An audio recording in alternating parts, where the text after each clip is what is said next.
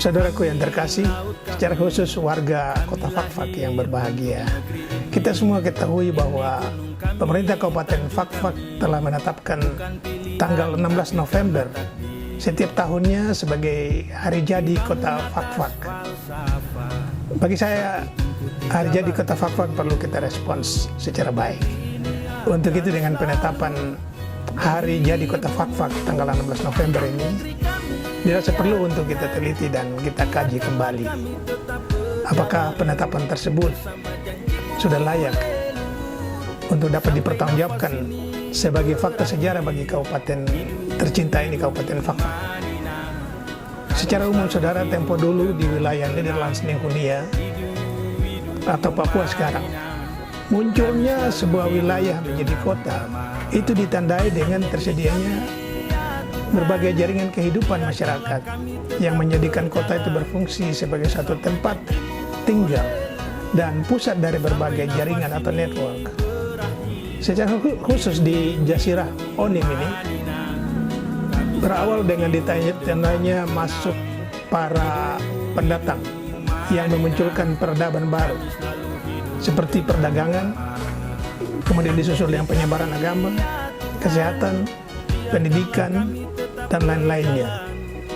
Kemudian, sejalan dengan perkembangan berbagai jaringan kehidupan masyarakat tersebut, maka mulailah embrio fungsi kota terbentuk lewat pembentukan lembaga pemerintahan dengan ditetapkannya dua afdeling di Nederlands Ninhunia, yaitu yang pertama Afdeling Noord Ninhunia dengan ibu kotanya di Manokwari, dan yang kedua Afdeling Zuid en West Ninhunia dengan ibu kotanya di Fakfak oleh pemerintah Belanda pada saat itu.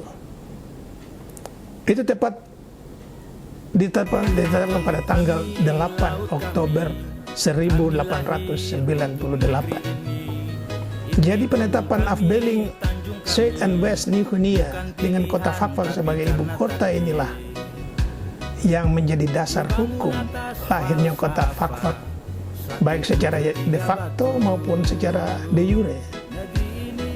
Kondisi sekarang ini bahwa hari jadi kota Fakfak telah ditetapkan berdasarkan peraturan daerah Kabupaten tingkat 2 Fakfak nomor 17 tahun 1991 tanggal 26 Februari tahun 1991 dan disahkan dengan keputusan Gubernur Kepala Daerah tingkat 1 Irian Jaya nomor 124 tahun 1991 tanggal 27 Mei 1991. Berdasarkan kajian yang dilakukan oleh sebuah panitia yang mengkaji 3 dokumen historis berupa tanggal bersejarah, yaitu tanggal 18 November 1872. Ini sesuai dengan catatan sejarah yang ada bahwa pada tanggal ataupun tahun 1872 itu dimulailah perdagangan. Era perdagangan yang dilakukan baik oleh penduduk di Jazirah Onim itu sendiri dengan warga pendatang yang berasal dari Seram, dari Gorom, Bugis, dan Arab dan Cina. Dan di saat itu juga bermunculan raja-raja kecil yang dapat disebut sebagai Raja Rumbati, Raja Hati-Hati, Raja Fatagar, dan mereka ini ada di tahun-tahun tersebut. Yang kedua bahwa tanggal 8 Oktober, kajian yang kedua adalah tanggal 8 Oktober 1898, itu dengan ditetapkannya kota Fakfak menjadi ibu kota dari Afdeling Zuid en West Ninhunia. Yang ketiga, kajian yang ketiga adalah tanggal 16 November 1900. Ini merupakan momentum sejarah perjuangan heroiknya warga masyarakat pribumi yang menyerang dan menentang kaum penjajah pada saat itu. Dan hasil akhir dari kajian tersebut dilakukan melalui musyawarah dan mufakat, dan dalam musyawarah dan mufakat itu dipilih dan disepakati bahwa tanggal 16 November adalah hari jadi kota Fakfak. Dengan demikian, saudara, hasil akhir pengkajian ini hanyalah berdasarkan musyawarah dan mufakat, bukan berdasarkan fakta sejarah asal-usul pembentukan atau lahirnya kota Fakfak itu sendiri. Apabila kita telusuri secara objektif ketiga bahan kajian tersebut dan dilihat dari aspek-aspek persyaratan teknis administratif adanya sebuah kota sebagai pusat dari segala ataupun berbagai jaringan kegiatan masyarakat dan sebagai embrio terbentuknya pusat pemerintahan yang pada akhirnya ditetapkan secara resmi sebagai ibu kota Afdelin Said and West New Guinea saat itu, maka dengan sendirinya kajian pertama dan kajian ketiga akan gugur. Kenapa? Karena tidak ada relevansinya. Saya katakan sekali lagi, tidak ada relevansinya dengan lahirnya kota Fakfak itu sendiri. Sudah sangat jelas bahwa kota Fakfak lahir pada tanggal 8 Oktober 1898. Ini adalah momentum sejarah dunia yang harus kita akui. Sudah sangat jelas pula bahwa pada tanggal 16 November merupakan peringatan heroik orang pribumi Fakfak yang dipimpin oleh Kropangit Gewak untuk melakukan perlawanan dan penyerangan terhadap pemerintah Belanda di kota Fakfak. Jadi tidak ada kaitannya sama sekali terhadap hari lahirnya kota Fakfak. Mengapa, saudara?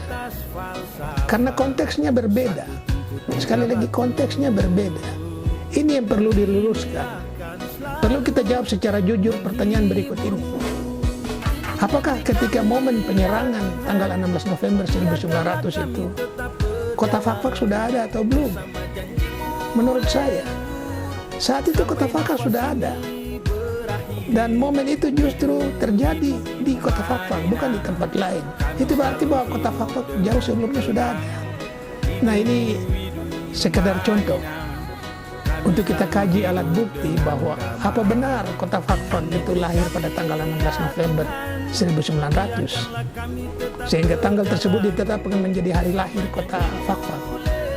Kalau alasannya adalah untuk menghargai dan memperingati jasa perjuangan para tokoh masyarakat yang berjuang pada saat itu, saya kira itu sangat tidak relevan karena konteksnya tadi berbeda.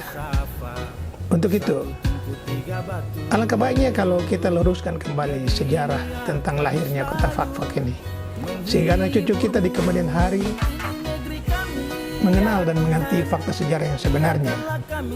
Saran saya, kiranya para pemangku kepentingan di Kabupaten Fakfak dapat melakukan satu peninjauan kembali tentang sejarah lahirnya kota Fakfak, sehingga dengan demikian kita bisa mendudukan kembali fakta sejarah yang sebenarnya bagi generasi penerus kita di kemudian hari.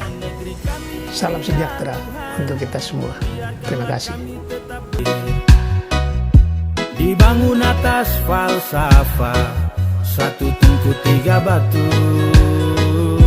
Negeri ini akan selalu menghiburmu.